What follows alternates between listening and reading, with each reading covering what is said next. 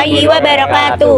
Sebelum kami mulai, perkenankan kami untuk memperkenalkan diri terlebih dahulu. Perkenalkan, saya Kirani Dewi Permata, absen 17 dari kelas 10L. Saya Muhammad Joko Ivan Gofar, absen 22 dari kelas 10L.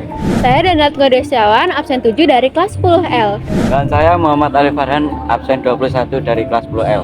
Kami dari kelompok 2 ingin mempresentasikan atau menjelaskan tentang energi angin terbarukan, khususnya energi angin dari tugas fisika yang diambil oleh Pak Arifian Dimas.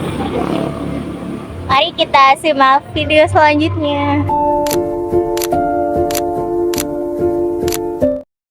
Pernahkah kalian membayangkan bagaimana jika angin yang berhembus setiap pagi diubah menjadi energi listrik? Di kesempatan kali ini, kelompok kami akan mempresentasikan atau menjelaskan tentang energi yang terbarukan, khususnya energi angin. Kami harap melalui presentasi video kali ini, teman-teman bisa memahami betapa pentingnya pemanfaatan energi angin sebagai solusi energi di masa depan. Baik, langsung saja simak ke pembahasannya.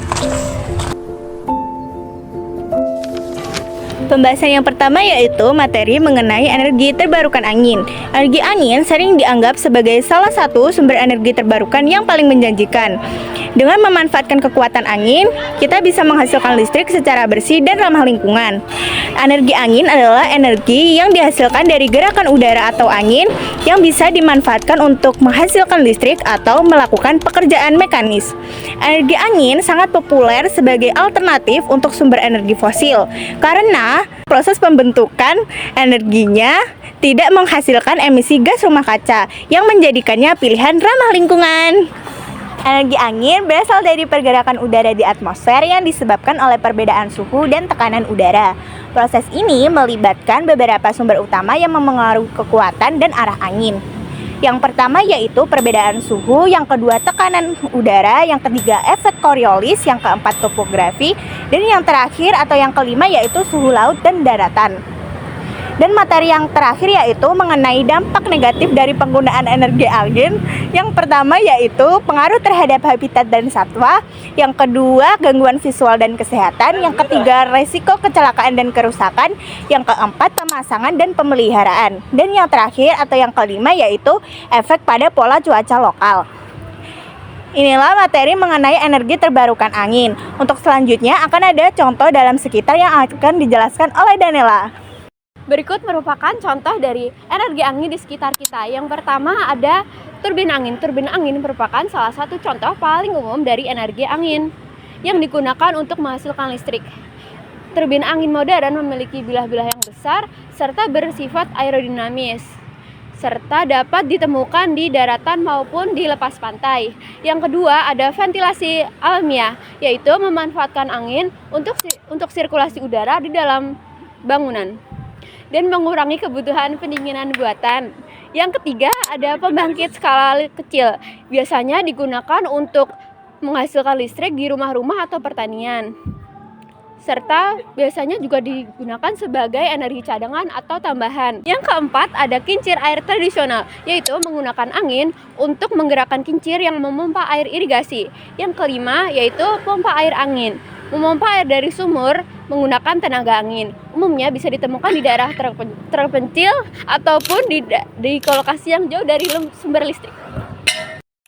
Dari materi tentang energi angin. Energi angin merupakan salah satu sumber energi terbarukan yang menjanjikan karena mampu menghasilkan listrik secara bersih dan ramah lingkungan tanpa emisi gas rumah kaca. Energi ini berasal dari pergerakan udara yang dipengaruhi oleh pergerakan suhu, tekanan udara, efek Coriolis, topografi, serta suhu laut dan daratan. Meskipun memiliki banyak keunggulan sebagai alternatif angin, penggunaan energi angin juga memiliki dampak negatif seperti gangguan terhadap habitat satwa, gangguan visual dan kesehatan, risiko kecelakaan, serta efek terhadap pola cuaca lokal. Oleh karena itu, pemanfaatan energi angin perlu dilakukan secara bijak dan berkelanjutan. Adalah perbandingan pengembangan energi angin di Indonesia dan negara Cina. Yang pertama Indonesia. Pencapaian Indonesia yang pertama yaitu kapasitas terpasang kurang lebih sekitar 150 WM atau PLTB Sidrap dan Jeneponto. Pencapaian yang kedua yaitu baru memanfaatkan kurang dari 1% kurang dari 1% dari total potensi. Yang kedua yaitu strategi Indonesia. Yang pertama, proyek skala kecil dan kemitraan asing, atau dengan misalnya dengan Vestas. Yang kedua, strategi yang kedua yaitu target 23% EBT pada tahun 2025. Yang ketiga, potensi di Indonesia sekitar 60 GW, terutama di wilayah NTT, Sulawesi, dan pantai selatan Jawa. Yang kedua ada negara Cina. Pencapaian negara Cina lebih dari 300 MW, terbesar di dunia. Yang kedua, pemimpin turbin angin dan ekspor. Yang kedua negara Cina ya. Pencapaian negara Cina yang pertama yaitu lebih dari 300 GW, terbesar di dunia. Yang kedua ada pemimpin turbin dan ekspor teknologi. Yang kedua ada strategi Cina. Strategi Cina yang pertama yaitu investasi besar-besaran, produksi turbin dalam negeri, dan ekspansi offshore wind. Yang ketiga ada potensi yang pertama yaitu sangat besar di wilayah utara, pesisir timur, dan lepas pantai.